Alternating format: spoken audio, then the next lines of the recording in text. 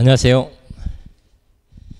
자, 민법 동차반 강의를 이제 시작할 건데, 우리 강의 계획서를 잠깐 보시면,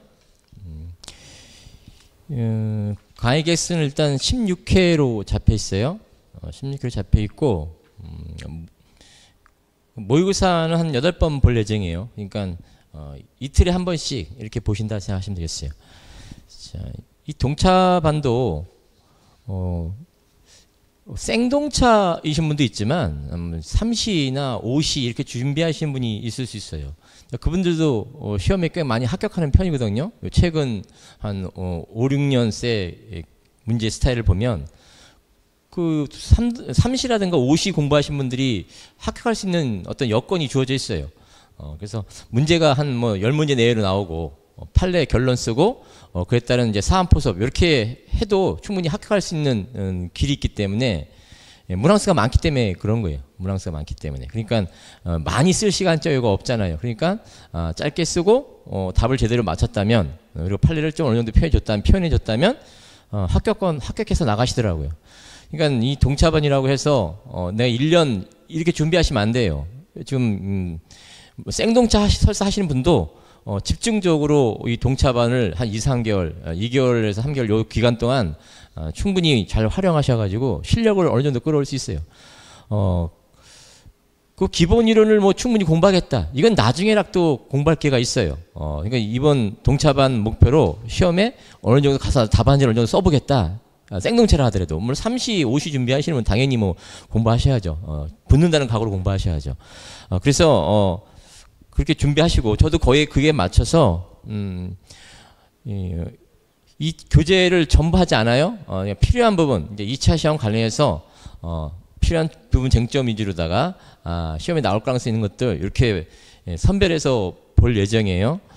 자, 우리 기본 교재는 민법 정리 교재하고 요 강의한 사례편 교재가 있어요. 요 이제 강의한 사례편 교재는 뭐 예상 가능한 문제들을 모아놓은 것들이죠. 기출문제 위주로 해서 뭐 법원 승진이라든가 법원 행시라든가 아니면 변호사 시험 기출문제 이런 것들을 이제 포섭시켜가지고 포함해가지고 편집하는 문제예요. 그래서 기본 이론 보면서 거기 사례에 나와 있는 문제집은 꼭 풀어 가셔야 돼요. 그래서 시험에 대비하셔야죠. 동차반도 붙을 수 있다. 동차로 붙을 수 있다. 이런 각오로. 생동차를 하더라도 일단 전력 투구하셔야 된다는 얘기예요. 설렁설렁 나 시험장 구경 가겠다 이렇게 하면은 내년에도 또 구경 가게 될 수 있어요. 그렇기 때문에 이 동차반을 무시하지 말고 붙는다는 각오로다가 하셔야 된다 이거예요. 그러다가 또 운이 좋으면 붙을 수도 있어요. 실제로 그렇게 붙어서 나가신 분도 간혹 있어요. 많지는 않지만 간혹 있어요. 있었다는 게 중요한 거죠. 있었다는 게 생동차로도 붙은 적이 있었다. 자, 그렇게 해서 공부를 해 가시고 그래서 요 모의고사도 빠지지 마시고 응시하고 특히 그 인터넷 강의로 들으신 분들 있어요. 인터넷 강의 들으신 분들은 이제 문제를 이제 출력해가지고 써보셔야 돼요. 시간 체크해놓고 써보신다. 그래서 일단 많이 써보지는 못하지만 한 8번이면 뭐 충분하죠. 그래서 50점 100점으로 해서 100점으로 실제는 시험 나오죠. 100점 2시간으로 보지만 모의고사는 일단 50점 100점으로 해서 이렇게 해서 써보는 방향 이렇게 이해하시고 꼭 써보셔야 돼요. 시간 체크해 놓으시고 그냥 눈으로 보는 거하고 써보는 건 달라요. 그러니까 실강이 사실 중요하죠. 실강을 와서 들으면서 써보고 뭐 이렇게 확인하고 그게 중요한데 여건이 안 되면 시험지 받아다가 출력해가지고 써보셔야 된다라는 게 중요하다는 거예요. 자, 그렇게 체크하시고 수업 시간은 2시부터 5시 반 오후 수업으로 잡혀 있어요. 통상 저 오전 수업 많이 했는데 이번에는 오후 수업으로 이게 강의가 잡혀 있더라고요. 그래서 오후 수업으로다가 일단 강의를 진행한다는 거. 뭐 인터넷 강의 들으신 분은 뭐 상관없죠. 또 하나 기출문제 분석해서 나눠드린 자료가 하나 더 있어요. 그 기출문제 분석 자료는 여태껏 그 법무사 시험 기출문제가 어떤 부분에서 출제됐는지를 이제 한눈에 볼 수 있는 거기 때문에 참고 사항으로 보시는 거죠. 그래서 기출문제를 분석하셔야지만 뭐가 나올 수 있는지를 예측할 수도 있는 거예요. 기출문제 무시하시면 안 돼요. 법무사 기출문제가 일단 제일 중요하고 그다음에 다른 시험 기출문제도 중요하죠. 법원 승진 기출문제라든가 법원 행시 기출문제라든가 아니면 변호사 시험 기출문제라든가 이런 것들을 기본적으로 또 먼저 챙겨 보셔야죠. 참고로 법무사 기출, 그 다음에 법원 승진 기출, 그 다음에 그러니까 법무사 기출, 법원 승진 기출, 법원행시 기출. 여기 이제 법원행정처 주간시험들이죠. 요 기출 문제 특강을 별도로 제가 한 게 있어요. 올해 별도로 시간 내서 주로 제가 법원 승진 강의하면서 이제 기출 문제 특강을 많이 하는데 이렇게 법무사를 위해서 특강한 적도 있다라는 걸 최근에 혹시 그 모르시는 분이 있을까봐 필요하시면 그것도 확인해 보시면 되겠어요. 교재도 별도로 있어요. 그걸 모르시는 분이 그 게시판에 글을 올렸더라고. 어떤 기출 문제 어떤 교재가 있는지 이거 모르시는 분이 있더라고요. 법학사 기준으로 기출 문제 집이 있어요. 법무사 기출, 법원 승진 기출, 법원행시 기출. 여기서 법원행정처 주간시험 기출 문제집을 해설해 놓은 교재가 있어요. 그걸 올해 특강한 적이 있다는 얘기인 거예요.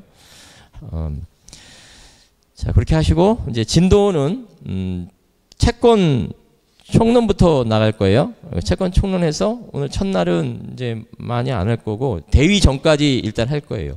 물론 오늘 할 분량 중에서는 동시항변권이 중요하죠. 동시항변이 중요하고 동시항변권이 나중에 이제 채권 양도와 관련해서 뭐 451조 이항과 관련된 그 상계 문제 또 498조와 관련된 지급금지명령 그 취득한 채권으로 상계할 수 있는지 여기 동시항변권이 있는지 없는지에 대한 상계 문제 이걸로 연결시켜서 나올 가능성이 있는 거예요. 다른 시험은 기출된 문제들이 있죠. 특히 법원 승진 기출 문제가 있고 사법시험 기출 문제들 물론 사법시험 지금 폐지됐지만 과거 사법시험 있을 당시 그런 쟁점들이 우리 시험에 물어볼 수 있는 거죠. 동시항변권 일단 중요하죠. 그리고 오늘 또 문제에서는 그 위약금 약정 관련된 손해배상 예정 이쪽도 중요해요. 그래서 제일 중요한 파트는 동시항변권 부분이고 그거 이제 다른 이제 그 쟁점 관련해서 연계에 대해서 특히 상계 문제와 관련해서 연계돼서 나올 수 있다라는 거 수업하면서 또 말씀드릴게요. 추가적으로. 자, 그래서 오늘 배울 내용 복습 위주로 모의고사는 볼 거예요. 복습 위주로. 그래서 내일 한 번 보고 내일이 뭐 오늘 손해배상 예정까지니까 손해배상 예정 관련된 문제를 이제 다뤄보시면 되겠죠. 그다음 뭐 2회는 뭐 채권 대위라든가 취소 이런 쪽에 대해서 이제 공부해 오셔서 대비하시면 되죠. 자, 그래서 복습 모의고사다 일단 생각하세요. 아직 공부가 많이 안 돼 있는 분도 있기 때문에 일단 그렇게 본다라는 거예요. 자, 채권 총론 서론부터 가보시면 자, 필요한 부분 확인해 보면 시험과 관련해서는 그 금전 채권부터 가보도록 할게요. 금전 채권. 자, 금전 채권 하고 이제 이쪽에 이자 채권 이쪽을 보려고 해요. 앞부분에 대해서는 이 금전 채권 관련해서는 285페이지 그 약정이율이 있는 경우 즉 여기 우리 법무사 시험에서 한번 출제한 적이 있어요. 좀 오래됐죠. 우리 시험에 출제됐지만 여기 또 물어볼 수 있고 자 우리 법무사 시험에서 물어봤던 그 쟁점은 이런 것들이었어요. 갑이 을한테 그래서 대여금 1천만 원을 빌려줬다. 빌려준 날짜가 알려주면서 변제기도 알려줬어요. 그러니까 기한에 정함이 있는 채권이었죠.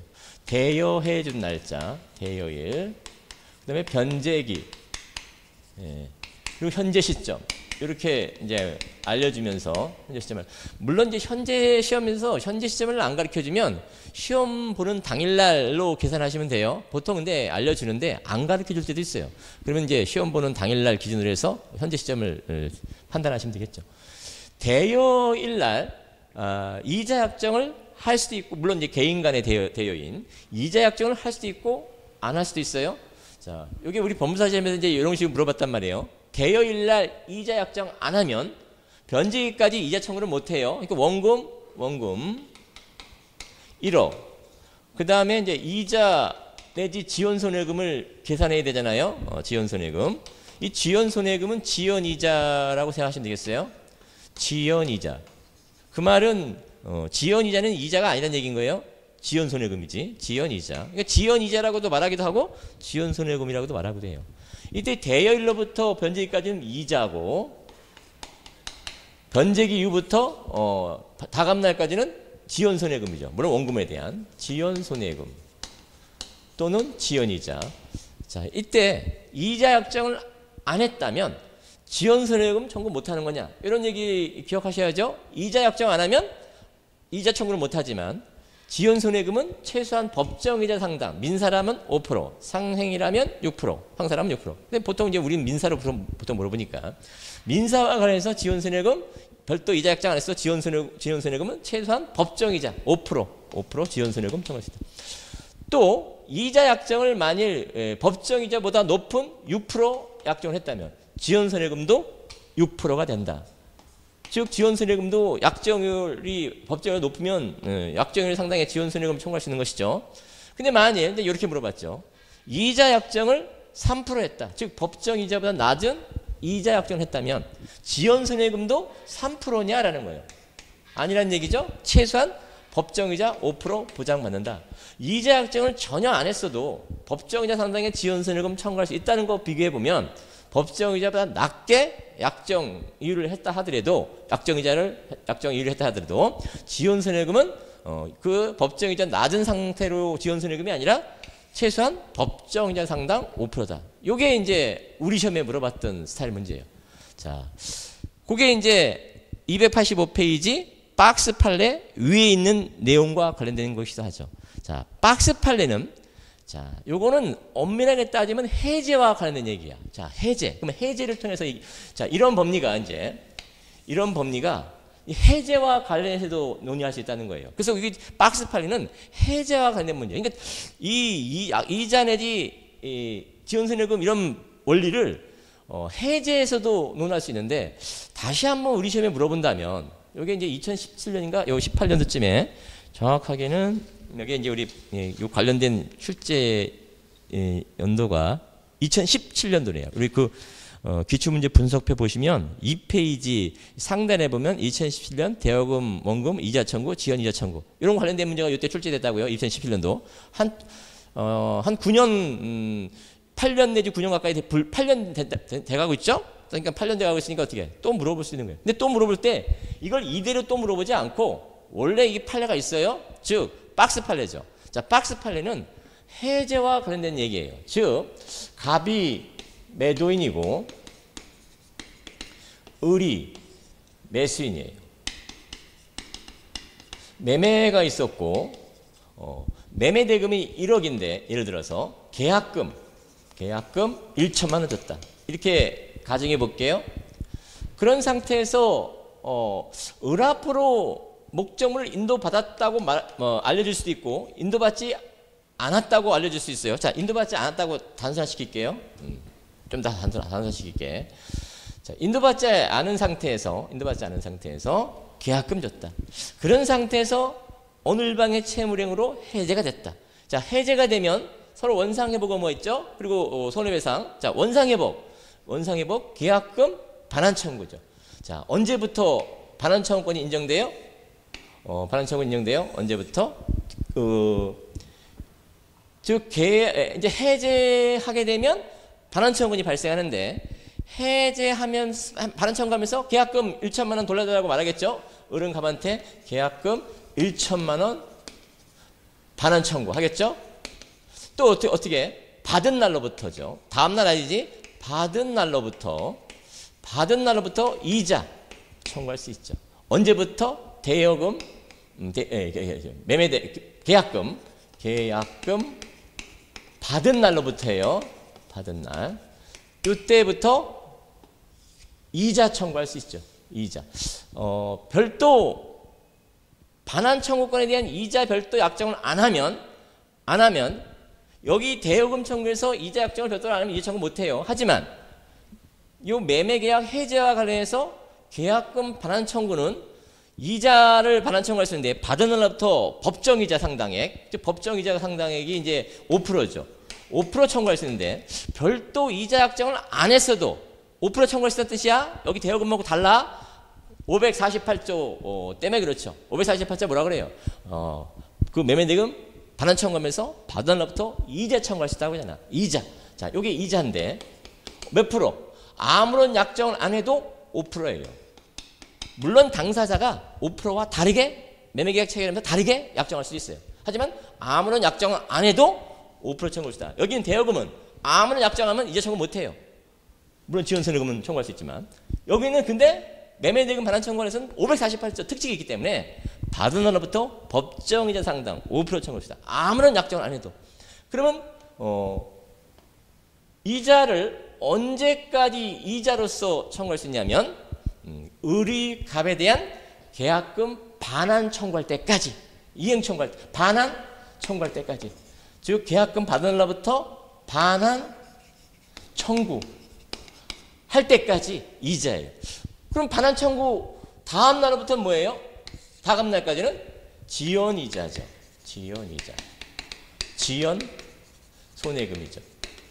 왜 그래? 원상회복 청구권은 기한에 정함이 없는 채권이에요. 일종의 부당에 반한 성질이기 때문에 따라서 청구받은 다음 날, 정확하게는 반환 청구할 때까지는 이자 성질이고 청구받은 다음 날부터는 지연이자다. 왜? 이 반환 청구가 원상회복에 따른 반환 청구권이 기한의 정함이 없는 채권이기 때문에 기한의 정함이 채권은 청구받은 때 지체에 빠지잖아요. 기한의 정함이 없는 채권이기 때문에 청구한 때 지체다. 그러니까 받은 날로부터 이자, 청구할 때까지, 청구한 다음 날부터 지연이자. 이런 구조. 그래서 이런 구조가 생긴다 이 소리야. 이자, 지연손해금. 이자, 지연손해금. 그게 박스 8의 내용이에요. 해제와 관련해서. 자, 아무런 별도 이자 약정 안 해도 법정이자 상당에 청구할 수 있고 지연이자도 그럼 뭐야? 5%죠. 특별한 사정 없는 한. 근데 당사자가 이럴 수 있어요. 우리 매매계약 해제하면 계약금 반환할 때 이자를 법정이자 그 이자지만 그걸 6%로 하자. 할 수 있어. 당사자 특약으로. 6% 특약할 수 있어요. 그러면 지연이자도 6%예요. 근데 만일 이랬다면 6% 하지 말고 우리 3% 약정하자. 별도 법정이자는 5%인데 그보다 낮게 하자. 할 수 있어요. 그 자체 약정은. 그러면 여기 지연이자도 3%냐? 아니다 이 소리야. 지연이자는 최소한 5% 보장받는다. 이게 비슷한 구조죠? 그렇지만 이 지연이자 자체 3% 약정할 수는 있어요. 그 자체 약정. 자, 여기가 3%일 때 당연히 이거 3%냐? 아니다. 5%다. 이게 이제 주의할 점이죠. 주의할 점이지. 그래서 이쪽 구조가 이쪽으로 이렇게 연결될 수 있다. 해제와 관련해서. 주의할 점은 또 뭐가 있냐면 요건 약간 좀 어려운 부분인데. 자, 을이 인도받은 게 없다면 갑하골사의 동시항변권 해제했다는 동시항변권이 없는 상황이죠. 그럴 때는 이제 청구하면 그때부터 지체죠. 하지만 만일 계약금 받으면서 혹시 문제에서 난이도를 좀 높여서 인도받았다. 목적물 인도받았다. 그러면 을이 갑한테 계약금 반환 청구하면서 지연손해금을 청구하려면 어떻게 돼요? 목적물을 인도해줘야죠. 왜? 상대방을 동시항변권이 있으면 지연이자가 안 생기잖아요. 지체 안 빠지잖아. 따라서 인도받은 게 있어갖고 동시항관계 있는 상황이라면 해제와 관련해서 그러면 을은 갑한테 목적물을 인도해주면서 청구죠. 인도받은 게 있다면 없다면 그냥 청구하면 돼. 그럼 지체야. 근데 인도받은 게 있다면 인도 반환해주면서 요거 반환해주면서 동시함을 깨뜨려야죠. 그리고 청구해야지. 그래야 지체에 빠뜨릴 수 있지. 이런 얘기인 거죠. 그래서 요걸 또 물어볼 가능성은 제가 볼 때는 낮고 또 물어본다면 이쪽 형태로 물어볼 수 있다. 난이도를 좀 높여. 그게 박스 팔레다. 박스 팔레를 좀 이 그림을 그려주면서 눈여겨봐 주시면 되겠어요. 손해배상 예정이 있다. 그럼 398조 손해배상 예정, 위약금 약정은 손해배상 예정으로 추정. 286페이지 가보시면 박스 판례. 이것도 우리 시험에 2017년도 문제 물어볼 때 이것도 물어봤어요. 쟁점 하나로. 금전채무에 관하여 이행치에 대비한 지연손해금 비율을 따로 약정했다. 그걸 일종의 손해배상 예정이다. 즉 위약금 약정이다. 부당에 가담은 감액할 수 있는데 이때 부당에 과다하면 비율로 손해배상을 예정을 해놨다 하더라도 비율을 줄이는 게 아니라 즉 감비가 아니라 감액이다예요. 감액이니까 398점 감액이니까 그러면 비율로 환산한 금액을 감액한다. 그런 걸 이제 답안지에 써주는 거죠. 그 판례를 기초해서 286페이지 가보시면 자 이제 금전채권 관련된 이제 관련 문제인데 자 금전채무 원금에 대한 지연손해금에 또 지연손해금 물게 할 수 있죠? 이런 게 신청서류 이제 이런 걸로 물어볼까봐 그러는 건데, 특히 그 동그라미 1번 그 볼드체 한 5줄, 4줄 정도 나오는 거, 그 밑으로 한 편 있어요, 한 편. 그 한 편 위에 거는 참고로 보시는 거고, 뭐 상해 채권 6%다. 그건 참고로 보시고, 다만 그 동그라미 1번에 그건 좀 볼 필요 있어요. 밑줄 부분에 첫 줄에 보면 이런 말 나와. 금전 채무 지연 손해금 채무는 계속 밑줄 이행기에 정함이 없는 채무다. 즉 그 원금에 대한 지연 손해금인데 지연 손해금의 또 지연 손해금은 기한의 정함 채권이에요. 그럼 청구한 때 지체죠. 기한의 정함 채권은. 자, 그렇게 해서 그것만 보시고 그 중간에 이제 상행이 뭐 어쩌고 얘기하는데 그건 참고로 보시고 자, 동그라미 1번 그 네 줄 볼드체 밑으로 한편 하면서 원금 채권 거기를 볼게요. 원금 채권과 금전 채무 불이행의 경우에 발생하는 지연 손해금 채권은 별개의 소송물이다. 요건 이제 혹시 신청 서류 이런 쪽으로 물어볼 수도 있고 민법으로도 이렇게 관련돼서 물어볼 수 있어요. 자, 원금에 따른 지연 손해금은 소송 촉진 특례법상 국법 기준으로 즉 당해 애당초 판결받을 당시 기준으로 지연 손해금을 산정하죠. 그 소송 촉진 특례법상의 3조상의 소장 부분 송달 다음 날부터 지연 손해금이 가중된 지연 손해금이죠. 그게 25%에서 20%에서 이게 변동돼 왔어요. 소송 촉진 소촉법이 통상 20%에서 15%에서 현재 12%죠. 즉 소장 부분 송달 다음부터 현재 12%. 근데 이게 변동돼 왔다고요. 근데 만일 요 시점에 25% 되듯이 판결을 받았어요. 그럼 판결을 받았으면 10년 동안 시효가 연장되죠. 근데 시효 다 될 쯤에 다시 법원에 소제기하죠. 시효 연장을 소제기하지. 이때 애당초 원금 1억에 소적법상 지원손해금을 25% 판결을 받았다면 다시 원금에서 지원손해금은 당시 25%가 적용돼요. 당시. 근데 요 지원손해금을 요때까지 별도로 계산할 수 있어요? 그럼 원금 말고 확정된 지연손해금을 계산할 수 있죠. 여기서부터 여기까지. 그러니까 원금은 별도로 납두고 지연손해금을 여기서부터 여기까지 원금의 얼마를 비율을 가산해서 25%를 가산해서 확정된 지연손해금이 생겼죠. 이때 다시 소제기할 때 원금에 대한 지연손해금은 그 국법상 기준으로 소적법상 기준으로 이율을 계산하면 되지만 확정된 지연손해금에 대한 지연손해금은 그 지연손해금이 현재라면 계산해서 현재 확정된 지연손해금의 지연손을 청구하고 싶어. 그럴 때 어떻게 해? 10신소 기준. 그러니까 신소 제기 당시 법 기준. 그러니까 현행법상 기준인 거죠. 그래서 확정된 지연손해금 12%다. 이런 뜻인 거예요. 예를 들어서 그런 얘기를 이제 말하는 거예요. 자, 그러면서 동그라미 2번은 또 이런 얘기야. 갑이 약간 이제 디테일한 얘기인 거예요. 갑이 을한테 A라는 원금이 있었고 B라는 지연손해금 비율이죠. 즉 원금 플러스 원금에 대한 뭐 언제부터 언제까지 이율 계산하겠죠. 자, 이때 이 확정된 지연손해금을 계산해서 이렇게 병한테 양도했어요. B를 양도했어요. 물론 이게 확정된 지연손해금이죠.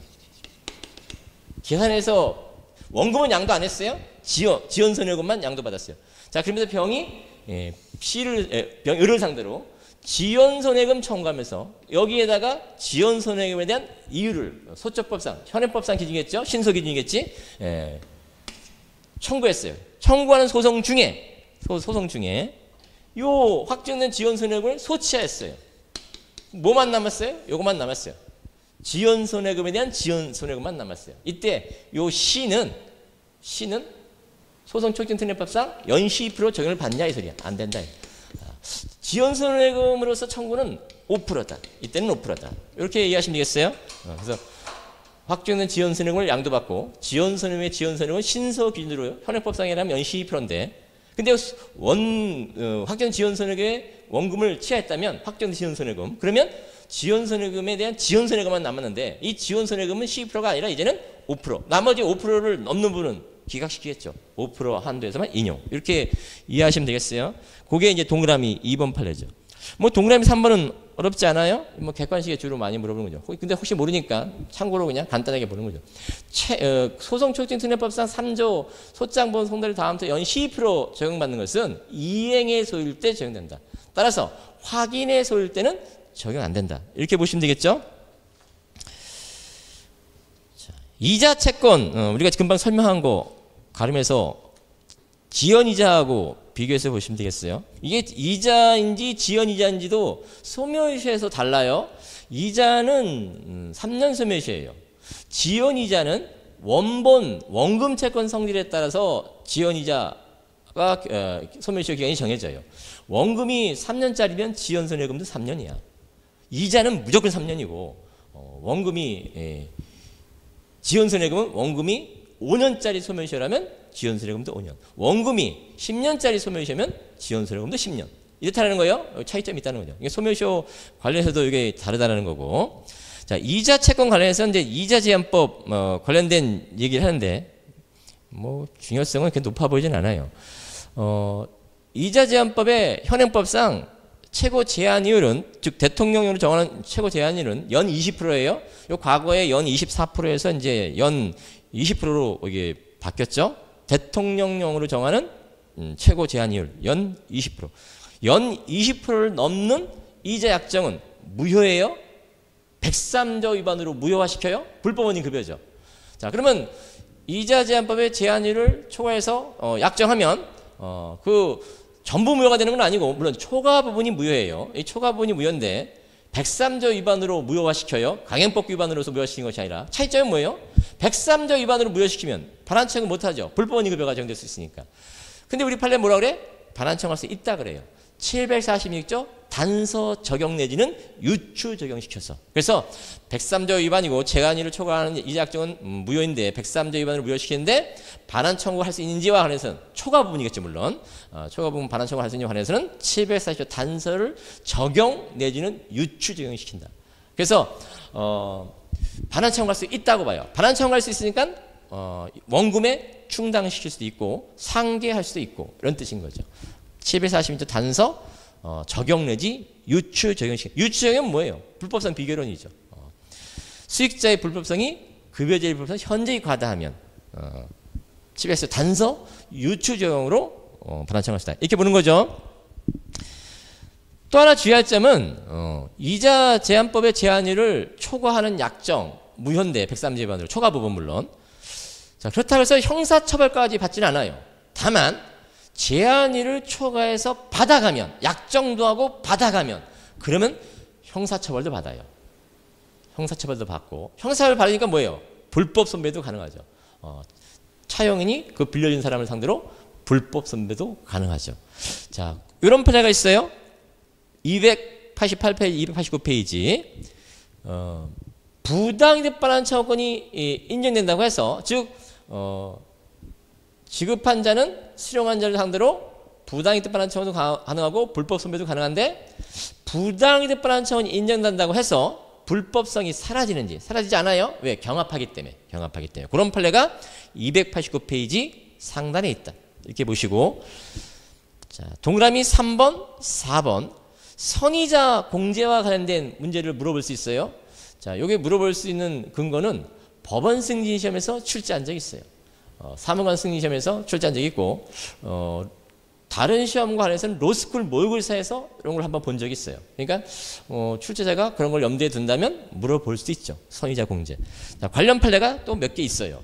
그래서 동그라미 3번, 4번 이게 이제 관련 판례인데 자, 좀 설명을 드려볼게요. 선의자 공제에 관한 문제. 즉 갑이라는 사람이 을이라는 사람한테 차용증, 계약서, 차용증상, 즉 계약서상에는 1억 원을 빌려주기로 했어요. 약정이죠. 1억 대여, 금, 약정이죠. 요 계약서상의 대여금이에요? 차용금이에요? 근데 을이 실제로 받은 돈은 선의자 명목으로 공증료, 등기비용 이런 거 포함시켜가지고 선의자 명목으로 예를 들어서 2천만 원을 선의자로 떼었어요. 2천만 원을 선의자. 그러니까 원래는 돈을 1억을 받고 이자를 매달 얼마씩 이렇게 주는 거잖아요. 근데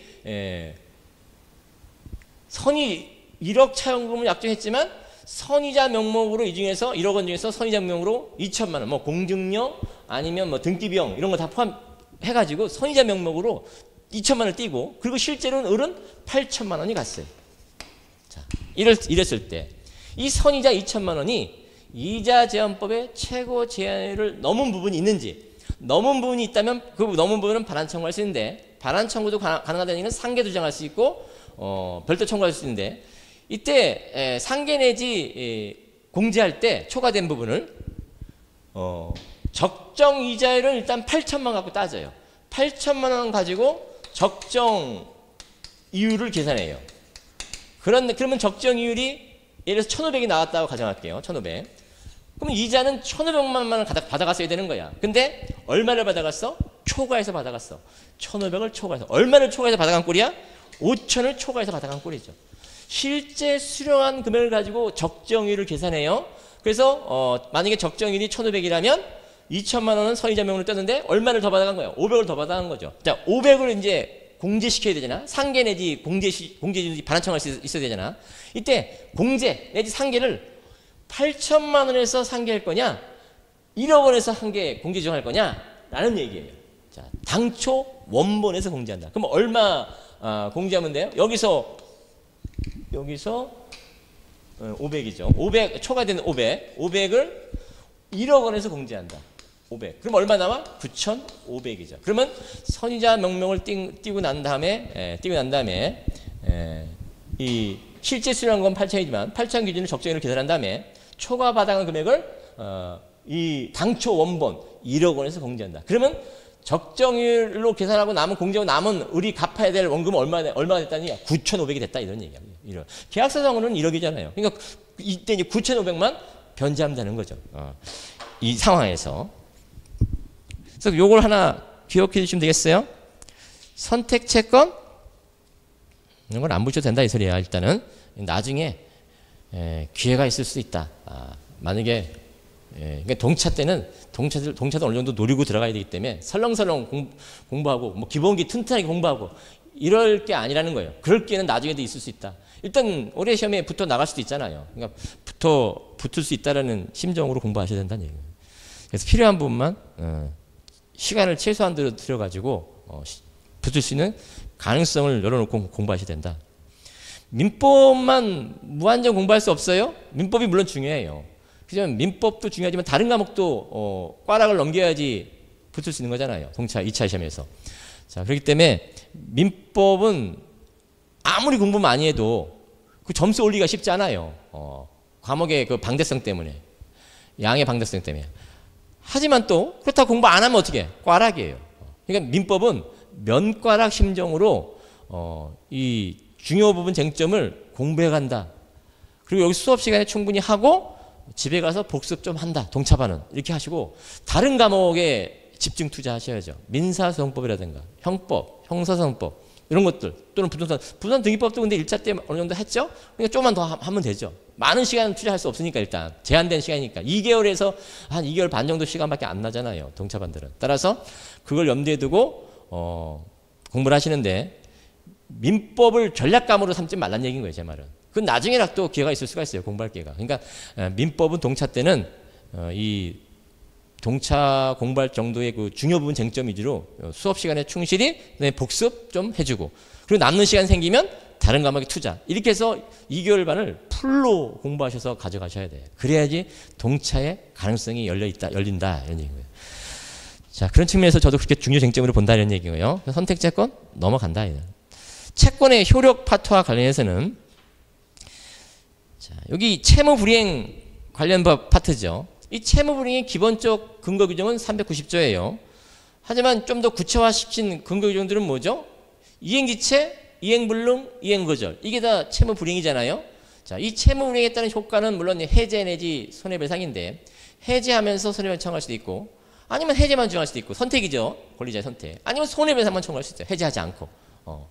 이럴 때 채무불이행에 대한 기본적 근거 규정은 이제 390조고 좀 더 구체화시킨 근거 규정들은 이행지체라면 544조. 채권 강론에 있죠. 이행불능이라면 546조.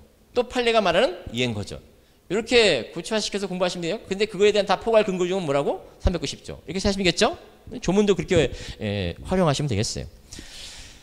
이때 채무자의 귀책이 있는지와 관련해서 이행 보조자, 채무자가 이행 보조자를 들였을 때 이행 보조자의 고유과실은 채무자의 고유과실로 봐서 채무자한테 채무행 책임을 물을 수 있는 경우죠.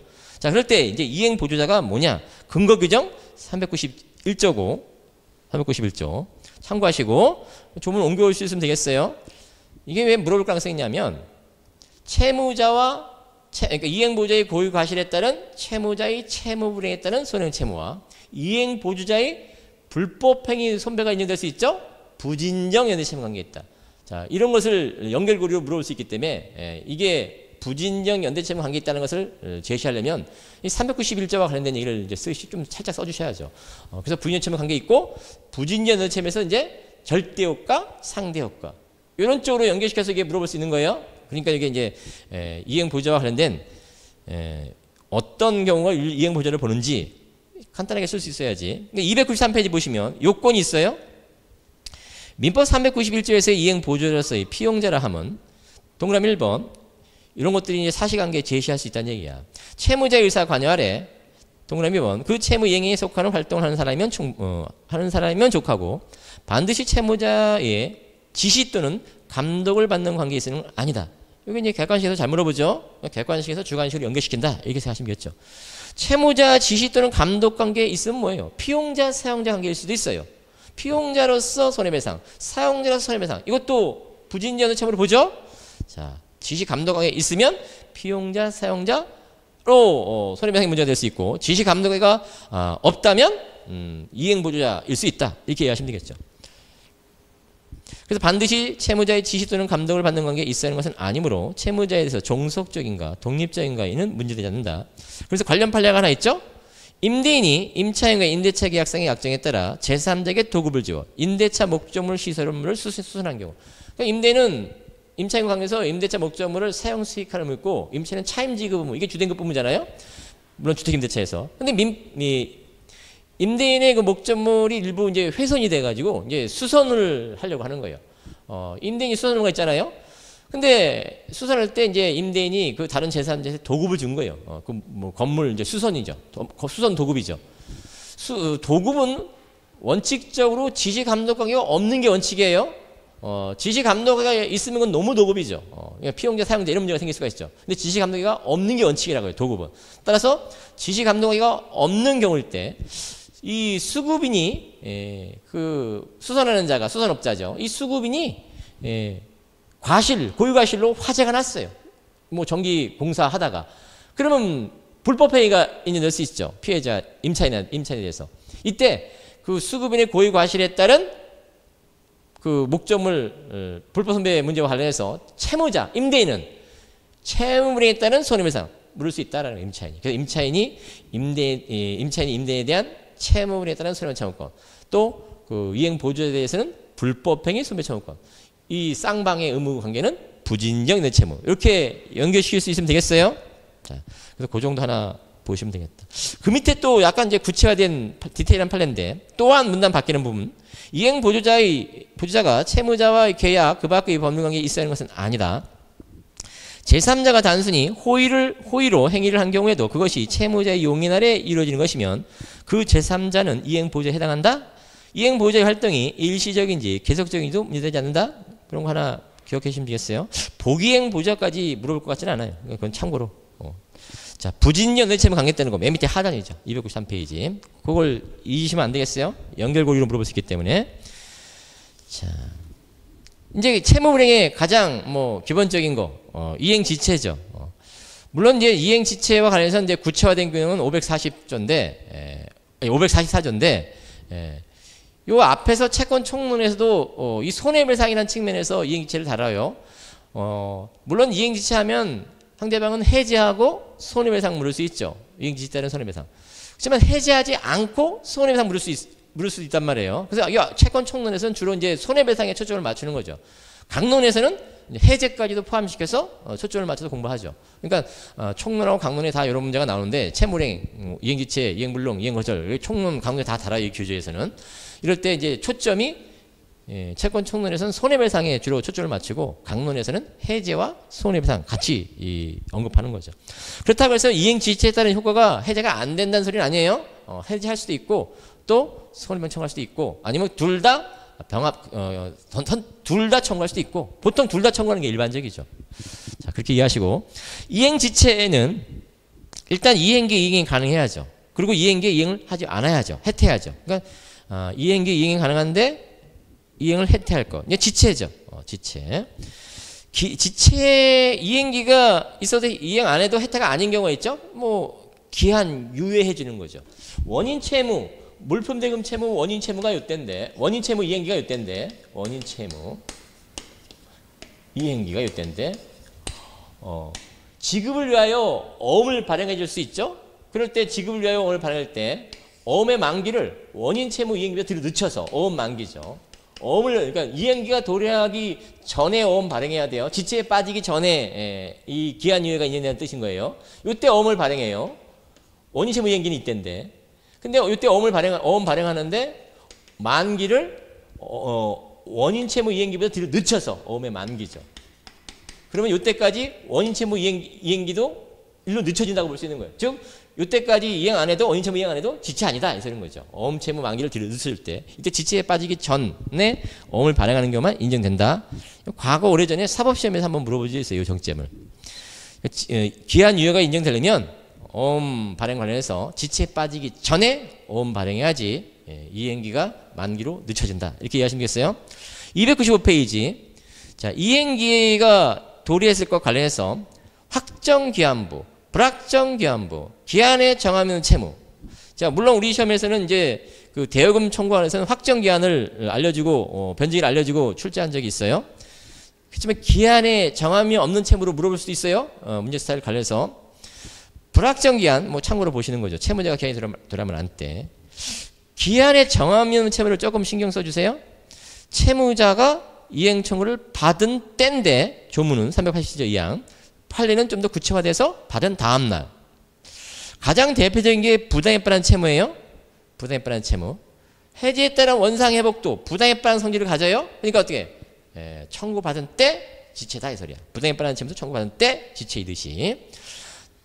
앞에서 우리 설명드린 바 있죠. 그거 해제와 관련해서 원상 회복, 부당에 따른 성질이라고. 그러니까 기한에 정하면 채무라고. 청구받은 때. 물론 동시항변이 있으면 동시항변을 깨트리고 청구해야지만 지원손해금. 다만 변제기를 정하지 않은 소비대차의 경우는 주의할 점이 있다. 최고한 때로부터 상당기간 경과한 다음날 그때 지체다. 603조 2항 때문에 일반적인 이 기한에 정하면 채무 가장 대표적인 부당에 따른 채무는 청구받은 다음날 지체인데 금전소비대차 대여금 채무 변제기를 정하지 않으면 청구한 때가 아니라 청구하고 상당기간 지난 때 그때부터 지체다. 불법행위가 있은 날로부터 지체다. 다음날 아니야? 불법행위한 날. 물론 이것도 불법행위한 날이 결과가 발생한 시 일반적이기 때문에 불법행위한 날 지원손해금이다. 이렇게 말하는 거죠.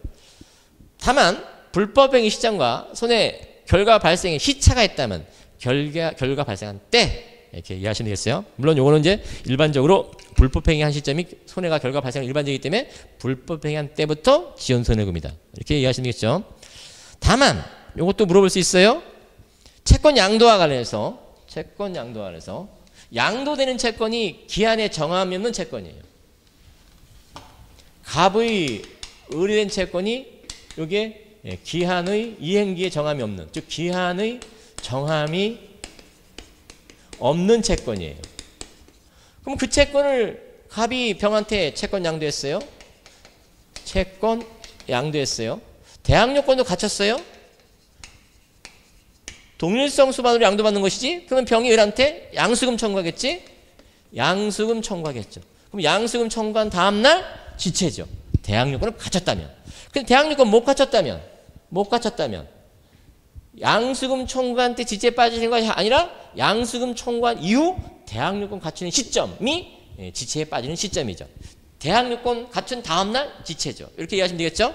대항요건을 못 갖췄을 때 그게 물어볼 수 있어요. 그러니까 295페이지 그 문단 바뀌는 부분 다만이야. 양가로 다 보내.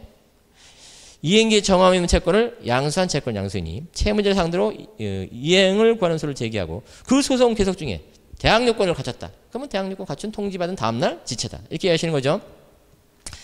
이행하지 않는 것이 위법할 것. 이행하지 않는 것이 위법할 것. 이 동시항변권을 가지고 있으면 위법하지 않아요. 그러니까 동시항변권이 있으면 불법 손배 문제가 아니라 부당에 관한 문제죠. 자, 그건 뒤에서 별도로 논의하고. 그러니까 동시항변권을 쓰면 이행기체가 아니라는 얘기인 거예요. 이행기체가 아니에요. 그러니까 동시항변이 갔을 때 동시항변을 깨트려야죠. 깨트리려면 어떻게 돼? 자신의 의무를 이행 제공해서 상대방의 동시항변을 깨트려야죠. 자, 이행하지 않는 것이 위법할 것 파트와 관련해서 가압류, 채권 가압류 문제가 있죠. 채권 가압류, 이거 중요해요. 갑이 매도인이고 을이 매수인. 매도인의 채권자가 채권 가압류할 수도 있어요. 채권 가압류죠. 이 채권 가압류는 을에 대한 매도인의 매수인 채권 관련 가압류라면 매매대금 채권이겠죠. 매매대금 채권. 매매대금 채권 가압류겠죠. 매매대금 채권 가압류겠죠. 이럴 수 있어요? 이럴 수도 있어. 경우의 수를 나눠보는 거야. 매수인의 채권자 무가 가압류할 수 있어요. 매수인 채권자가 가압류하는 것은 소유권, 유자가 매도인이고 을이 매수인이라면 소유권, 이전, 등기, 청구채권 가압류겠죠. 채권 가압류겠죠. 즉 여기 채권은 금전채권 가압류고 우측은 소유권, 이전, 등기, 청구채권 가압류겠죠. 자, 이쪽부터 먼저 얘기해 볼게. 이때 갑이라는 사람이 을을 상대로 매매대금 지급 청구서를 제기한다면 법원의 판결은 이렇게 한번 물어봐요. 그냥 원고 승소 판결이에요? 뭐 조건부 판결 이런 거 아니에요? 갑이 을을 상대로 매매대금 지급을 구하는 소를 제기한다면 법원은 원고 승소 판결 내린다. 물론 집행은 못해요. 가압류가 있기 때문에. 즉 채권 가압류는 지급금지 명령이다.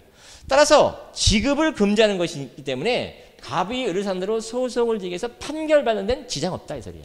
소송을 제기해서 판결받는 지장 없다. 그래서 갑이 을을 상대로 매매대금 지급 청구서를 제기하면 법원은 인용 판결이다. 전부 인용 판결이다. 이렇게 이해하시는 거예요? 그럼 이쪽은 을이 갑을 상대로 소유권 등기 청구서를 제기하면 법원의 판결은 이것도 무조건 승소 판결인가? 아니에요. 조건부 판결을 내려줘. 즉 가압류 집행이 해제된 걸 조건으로 갑은 을한테 소유권 등기차를 이행하라. 이렇게 판결을 내려. 여기는 인용 판결이고 왜 여기는 조건부 판결인가? 이유가 있죠. 여기서는 갑이 승소 판결을 받아도 지급을 받아가지 못해요. 집행하지는 못해요. 지급금지 명령이기 때문에. 근데 여기는 을이 단순 승소 판결을 받으면 바로 등기할 수 있어요. 그럼 무슨 문제가 생겨요? 이 사람을 해쳐요. 따라서 을이 갑에 대한 소유권 청구성은 의사진술을 명하는 판결. 여기 키워드야 의사진술을 명하는 판결이기 때문에 막바로 등기에 가면 가압류권자 지위를 해치게 돼요. 따라서 가압류 집행이 해제되는 걸 조건으로 갑은 을한테 소유권을 이행하라. 이렇게 조건부 판결을 내려줘야 된다 이 소리야. 청구 일부 인용이죠. 조건부 판결, 청구 일부 인용. 또 하나 이쪽의 논의에서는 갑을에 대한 매매대금 채권의 이행기가 있을 거예요. 이행기에 이행 안 하면 지체예요. 근데 을이 그리는 거예요. 이행기에 이행을 안 하는 이유를 뭐라고 말하냐면 너의 채권자인 이 병이라는 자가 금전채권 매매대금 채권에 가압류했어. 그래 나 이행기에 이행하지 못할 만한 나 사정이 있어. 이렇게 을이 주장함으로써 지체를 면할 수 있냐. 왜? 갑이 을을 상대로 이행기에 이행 안 하면 지체에 빠뜨리고 해지하려고 하는 거야. 매매계약. 그럴 때 을이 나 이행지체 아니야. 내가 이행기 지났지만 가압류가 나한테 송달됐네. 그러니까 나 이행기에 이행하지 못할 만한 사정이 있어. 이렇게 을이 항변할 수 있는가? 없다. 을이 이행기에 이행을 안 함으로써 지체를 면하려면 지체에 빠진 걸 면하려면 공탁하면 된다. 공탁. 그렇게 해서 지체를 면하는 것이지 이행기에 이행 안 하는 이유가 안에서 지체에 빠졌는데 그 이유가 채권 가압류가 있기 때문에 지체가 아니다. 이렇게 항변 못한다. 이게 그러니까 이행기행이 안 하면 뭐라는 거예요? 갑은 을을 상대로 해제할 수 있다는 뜻인 거야. 해제할 수 있다. 그럼 이때 해제할 때 합의 해제, 해제는 두 가지가 있어요. 합의 해제는 물론 이제 합의 해제, 법정 해제, 525자가 있는데 해제는 이때 논의하는 거 해제할 수 있는가 물어볼 때 합의 해제, 법정 해제 있을 수 있어요? 법정 해제는 을의 잔금 불이행으로 해제, 이행시제에 따라 해지겠죠. 그러면 문제 없어요. 이건 합의 해제도 가능한지 이것도 가능해요. 물론 합의 해제는 요 채권 가압류를 해할 의도가 아니어야 돼요. 요 사람을 해할 의도인지 아닌지는 문제에서 알려줄 거예요. 해할 의도 아니라면 합의 해제도 된다. 이게 중요해요. 법원행시에서 물어본 적 있다고. 요거 법원행시에서 요걸 물어볼 수 있다. 법정 해제는 당연히 돼. 법정 해제는. 근데 합의 해제가 되는 이유는 뭐예요? 채권 가압류는 갑하고 을 사이에 지급금지 명령이지 갑하고 을 사이에 그 매매대금 채권의 기초가 되는 원인이 되는 매매계약을 구속하는 건 없다고 봐요. 따라서 합의 을 간의 어떤 채무불이행에 따른 해제 가능하고 또 합의 해제도 가압류권자를 해할 의도가 아니라면 합의 해제도 된다. 이거 주의할 점이야. 소유권인 청구권, 소유권인 청구권. 이때도 역시 가압류가 채권 가압류가 요 갑한테 송달돼요. 송달되면 갑은 을이 갑에 대한 소유권 청구성에서 갑은 항변해야 돼. 자, 채권 가압류가 들어오면 갑은 그러니까 가압류가 들어온 상태에서 을이 갑을 상대로 소유권 청구를 새기면 갑은 재판부에 알려줘야 돼. 갑이 가만히 있으면 안 돼. 가만히 있어서 가압류가 들어온 걸 갑이 알았는데 을이 갑에 대한 소유권 청구에서 을이 가만히 있어가지고 을 앞으로 가만히 있으면 어떻게 해요? 법원은 몰라 여기 들어와 있는지 부동산 가압류가 아니기 때문에 따라서 가만히 있어서 을이 승소 판결 났어요. 만약에 이 사람이 항변하면 가압류가 들어왔다고 항변하면 법원은 조건 판결을 내려줘야 돼. 근데 가만히 있어가지고 소송에서 가만히 있어서 단순 승소 판결 났어. 그럼 승소 판결 등기에 갈 수 있어? 그러면 무가 을 앞으로 등기 말소할 수 있어요? 없어요. 대신 무는 갑한테 불법 선배다. 불법 선배. 채무불이행 아니야? 불법 선배다. 가압류, 채권 가압류가 있으면 이 사람은 항변해야 돼. 항변할 의무가 있어. 안 하면 단순 이행 판결을 낸단 말이야. 따라서 항변 안 함으로써 을한테 등기했을 때 또는 을에서 뭐 다른 제3자 등기했어. 이거 다 말소 못 해요. 단순 채권에서 있기 때문에. 다만 무는 갑한테 권리침해에 따른 손해배상 청구할 수 있다. 불법 선배예요? 채무불이행 아니야? 불법 선배. 이때 그 이후 불법 선배 채권이 발생했는데 불법 선배 채권이 발생했는데 그 행사하기 전에 갑하고 을 사이에 어느 채무 불이행으로 법정 해제됐어요. 법정 해제. 해제가 되면 뭐예요? 소급표. 소급표 있어. 그럼 어떻게? 이미 발생한 불법 선배 채권은 소급적으로 소멸한다. 이렇게 이해하시면 돼요. 합의 해제도 가능한가? 합의 해제도 가능한가? 요 사람을 해야 할 의도가 아니라면 합의 해제도 가능하다. 이렇게 이해하실 수 있으면 되겠어요. 그래서 이런 쟁점이 시험에 물어볼 수 있다. 그게 이제 295페이지 양가로 3번 관련된 쟁점을 추가적으로 이렇게 나눠서 한 번에 본 거예요. 둘 다 기억하셔야 돼. 이렇게 물어볼 수도 있고 제가 볼 땐 요 오른쪽이 좀 더 물어볼 가능성이 높아요. 왼쪽은 기존에 좀 물어봐 왔어요. 자, 오른쪽이 좀 더 물어볼 가능성이 최근 판례도 이쪽에 있고 이렇게 기억하시면 되겠어요. 자, 일단 여기까지 하고 잠깐 쉬었다가 동시항변권 이렇게 보도록 할게요.